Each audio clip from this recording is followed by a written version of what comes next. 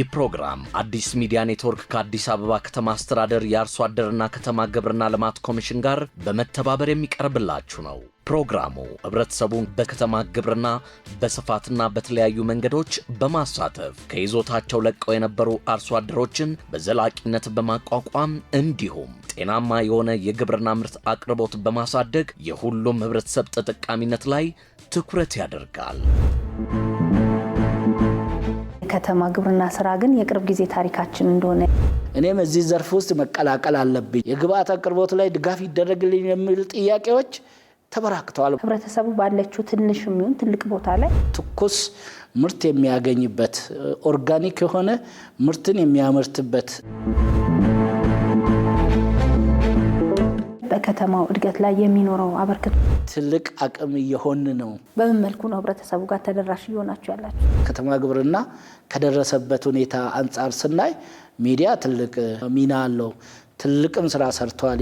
ቀጣይነት ላለው ምርትና ምርታማነትን የማሳደግ ስራ ውስጥ ገጠር ግብርናችንም ትራንስፎርም ማድረግ አለበት። የከተማ ግብርና ከፍ ባለ ሁኔታ እድገት ያመጣል። ሰላም ጤና ይስጥልን ክቡራንና ክቡራት ተመልካቾቻችን እንደምን ሰንብታችኋል? ይህ አዲስ ሚዲያ ኔትወርክ ከአዲስ አበባ ከተማ አስተዳደር አርሶ አደርና ከተማ ግብርና ልማት ኮሚሽን ጋር በጋራ በመሆን የምናዘጋጀው ሳምንታዊ ፕሮግራማችን ነው። በዚህ ፕሮግራማችን እንግዲህ በከተማችን ውስጥ የሚከናወኑ የከተማ ግብርና ስራዎች፣ የአርሶ አደሮቻችን የስራ ተሞክሮች እንዲሁም ደግሞ በከተማ ውስጥ አጠቃላይ አርብቶ አደሮች፣ አርሶ አደሮች ምን አይነት ስራዎችን እንደሚከውኑ በየሳምንቱ ቅኝት እያደረገን ወደ እናንተ እናደርሳለን። ዛሬ ደግሞ ትኩረታችንን ልናደርግበት የወደድነው ሀሳብ በተለይም ኮሚሽኑ በዚህ ላይ ምን አይነት አበርክቶን እያበረከተ ነው፣ በተለይ ሚናንና ኃላፊነትን በአግባቡ ከመወጣት አንጻር ምን እየተሰራ ነው የሚል ሀሳብን ልናነሳ ከኮሚሽኑ ዋና ኮሚሽነር ከሆኑ ከአቶ ባዩ ሽጉጤ ጋር የተለያዩ ሀሳቦችን እያነሳን ቆይታ የምናደርግ ነው የሚሆነው። ፕሮግራማችንን እየተከታተላችሁ ከኛ ጋር ቆይታችሁን ካደረጋችሁ በርካታ ሀሳቦችን ወደ እናንተ እናደርሳለን። አብራችሁን ለቃለ ምልልሱ ፈቃደኛ ሆነው እዚህ ስቱዲያችን ድረስ ሀሳቦትን ሊያካፍሉን በመገኘቱ በአዲስ ሚዲያ ኔትወርክ ተመልካቾች ስም እጅግ አድርጌ ነው የማመሰግነው።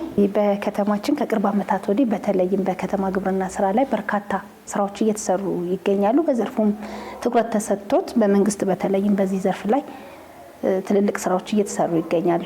ከዛ አንጻር ኮሚሽናችሁ ምን አይነት ራዕይና ተልዕኮን አንግቦ ነው እየተጓዘ ያለው? ኮሚሽናችን እንደ አዲስ አበባ ከተማ በተለይ ለከተማ ግብርና የተለየ እይታ መስጠት ከተጀመረ 2011 ነው ኮሚሽኑ የተቋቋመውና በፊት ያልነበረው አደረጃጀት በሌሎች ሴክተር ስር እንደ ስራ ሂደት ይታይ የነበረውን ራሱን ችሎ በአዋጅ የተቋቋመ ነውና ከተቋቋመ ጊዜ ጀምሮ ያው በዚህ በከተማ ግብርና ከተማው ሸማች ብቻ ሳይሆን አምራች መሆን የሚችልበት የከተማው ነዋሪ የራሱን የምግብ ፍጆታ ከገጠር ወይ ከክልል የሚጠብቅበት ሁኔታ ብቻ ሳይሆን ራሱንም በተወሰነ ደረጃ የራሱን የምግብ ፍጆታ መሸፈን እንደሚችል እንደዚሁም የራሱንም ገቢ ማሳደግ እንደሚችል ታምኖበት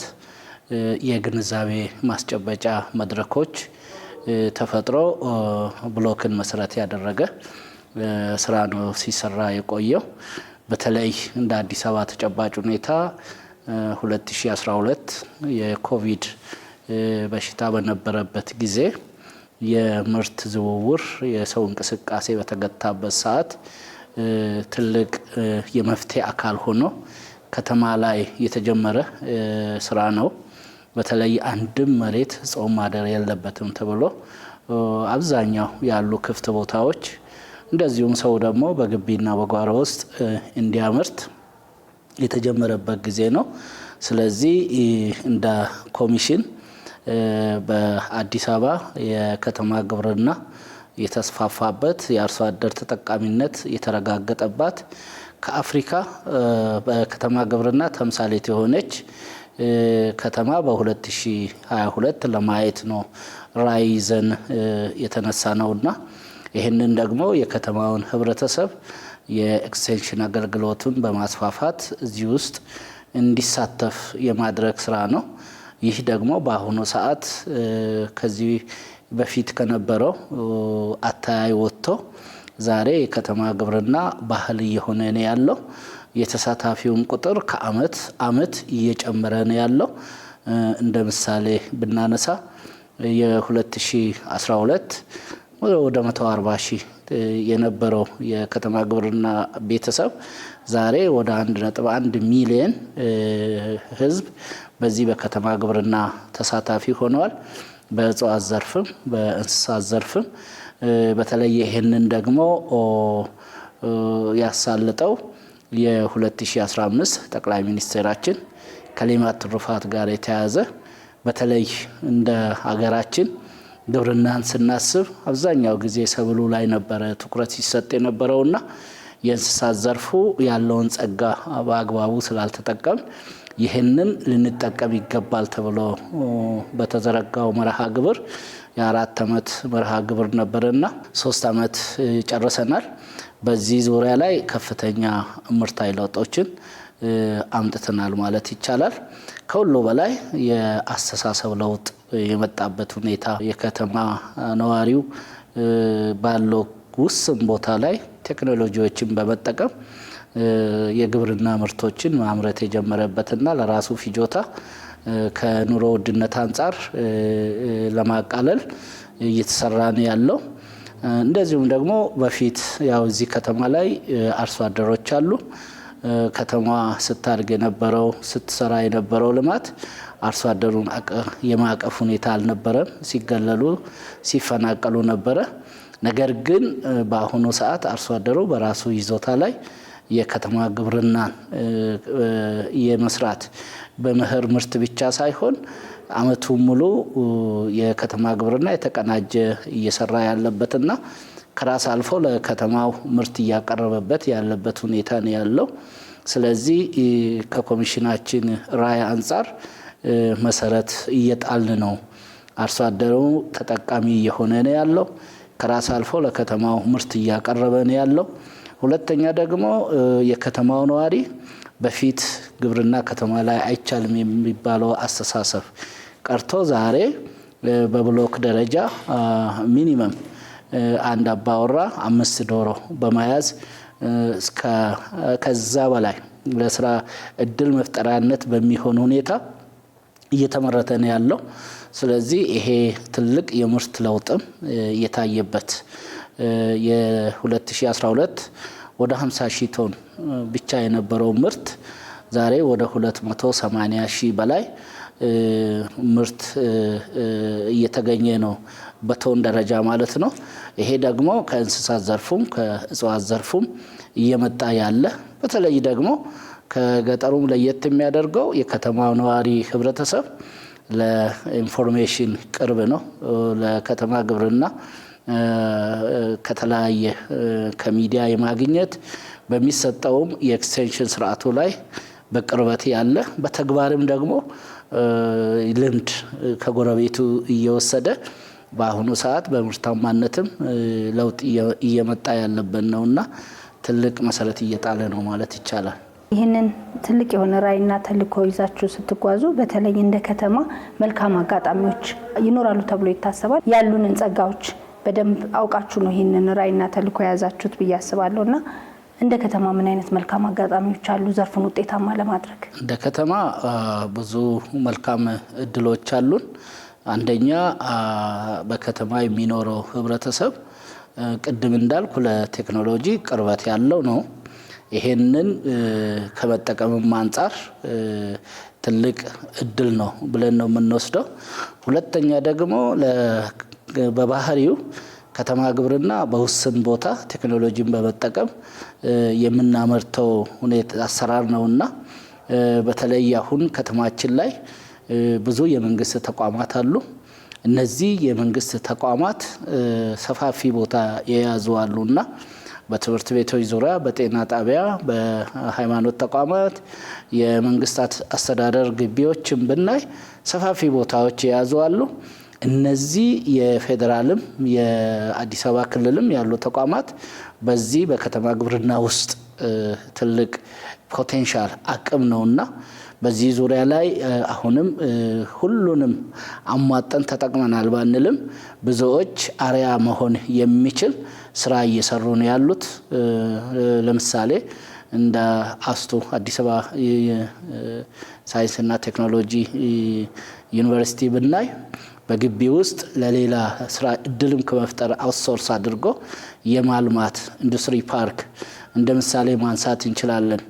ባሉን ትምህርት ቤቶች አሁን የግልም የመንግስትም ማለት ነው ከ395 ትምህርት ቤቶች የመንግስት ላይ ወደ 339 የግል ትምህርት ቤቶች ላይ ወደ 102 የመንግስትና የግል ጤና ጣቢያዎች ላይ የከተማ ግብርና እየተሰራ ነው ያለው።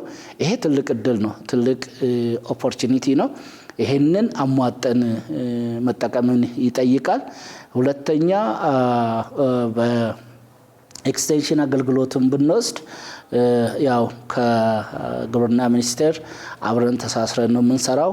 እዚሁ አንድ ከተማ ውስጥ ነው ያለነው።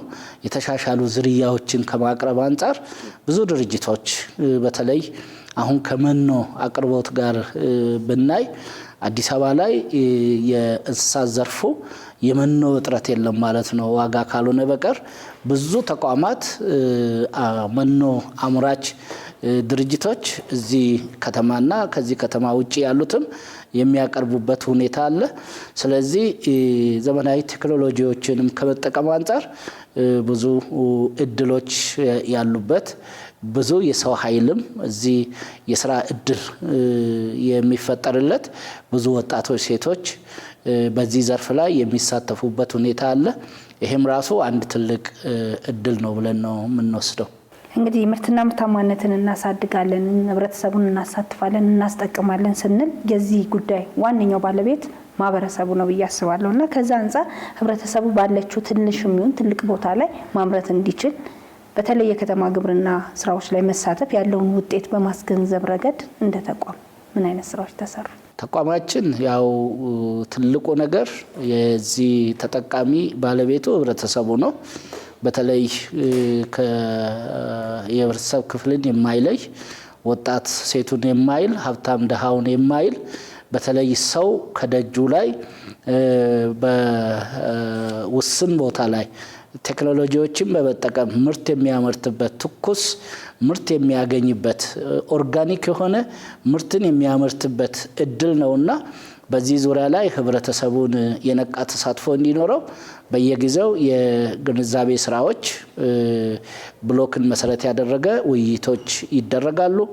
በዚህም ምክንያት ፍላጎቶች እየጨመሩ በአሁኑ ሰዓት በትልቅ እድገት ውስጥ ነው ያለው ተሳትፎ። ይሄ ትልቅ የንቅናቄ መድረኮች ነው የሚካሄዱት። ሁለተኛ ደግሞ ይሄ ስራ የጀመርነው እንዳልኩሽ ከለውጥ በኋላ ትልቅ ትኩረት ተሰጥቶ እየተሰራ ያለ ስራ ነውና ብዙ ተሞክሮ ያላቸው የግብርና ቤተሰቦች አሉ በየአካባቢው ከነሱ ልምድ የሚወስዱበት ያም ብቻ ሳይሆን ደግሞ እዛ የሚደጋገፉበት ትስስር የሚፈጠርበት ሁኔታ አለ ማለት ነው። ለምሳሌ ማንሳት እንችላለን። አሁን ሞዴል የሆኑ አርሶ አደሮች አሉን። ሚኒ ፋርም መመስረት የጀመሩ በዶሮ እርባታ፣ በማደለብ፣ በወተት ላም፣ በአሳማ እርባታ። ስለዚህ የራሳቸው የመኖ ማቀነባበሪያ ያላቸው አሉ። እነዚህ መኖ ማቀነባበሪያ ያላቸው አርሶ አደሮች ከራሳቸው ፍጆታ ባለፈ ለአካባቢው አርቢ ምርቱን የሚያቀርቡበት በተመጣጣኝ ዋጋ እንዲያገኙ የሚያደርጉበት ሁኔታ አለና ይሄ ትልቅ የመደጋገፉም ልምድም የመወሳሰር ስለሆነ ይሄ የግብርናው ምርት እድገት ላይ የግብርናው ተሳታፊ ቁጥር መጨመር ላይ የአንበሳ ድርሻ ነው ያለው። ስለዚህ በዚህ ዙሪያ ላይ የሚሰሩ ስራዎች አሉ። በተጨማሪም ደግሞ በየደረጃ ያለው የኛ ባለሙያ ይህንን ከኤክስቴንሽን አገልግሎት መስጠት አንጻር ቤት ለቤት አብዛኛው አርብቶ አደርም በዚህ አርቢዎች አሉን በእንስሳት ዘርፉ፣ እንደዚሁም ደግሞ በአትክልት ስራዎች፣ እንደዚሁም በማሳ አትክልት በመኸር ምርት በአሁኑ ሰዓት ወደ 7615 ሄክታር የመኸር ምርት የሚመረትበት የእርሻ ቦታ አለን። ከ1600 በላይ ሄክታር ደግሞ የበጋ መስኖ የምናመርትበት ሁኔታ አለ። ይሄንን ትልቁ የልምድ እንትናችን ነው ማለት ነው። በተለይ ግብርና ከተማ ላይ እንደሚቻል በፊት በአስተሳሰብ ዶሮ ማርባት ቅንቅን ማብዛት ነው፣ ሽታ ማምጣት ነው ተብሎ ይወሰድ የነበረው ያ ተቀርፎ ዛሬ በየቤት ሲያከራዩ የነበሩ ያንን ቀይሮ ዶሮ የሚያረቡበት ከ10,000 እስከ 15,000 ዶሮ የሚያረቡበትና ይሄንን እንቁላል ወደ ገበያ የሚያቀርቡበት ሁኔታ አለና ትርፋማም ሴክተር ስለሆነ ሁለተኛ ብዙዎች በዚህ ስራ ከጤናም አንፃር በትርፍ ሰዓታቸው ስራ የሌላቸው በዚህ ዘርፍ ላይ ሲሳተፉ ኢንጆይ የሚያደርጉበት ስለሆነ ትልቅ ለውጥ እየታየበት ያለ ነው ማለት ነው። የከተማ ግብርና ምርታማነት ከማሳደግ ባሻገር ደግሞ የአርሶ አደሩን ተጠቃሚነት በዘላቂነት ለማረጋገጥ ነው። ከዛ አንፃር አርሶ አደሩ አሁን ላይ ተጠቃሚነቱን እየተረጋገጠ መጥቷል ማለት እንችላለን።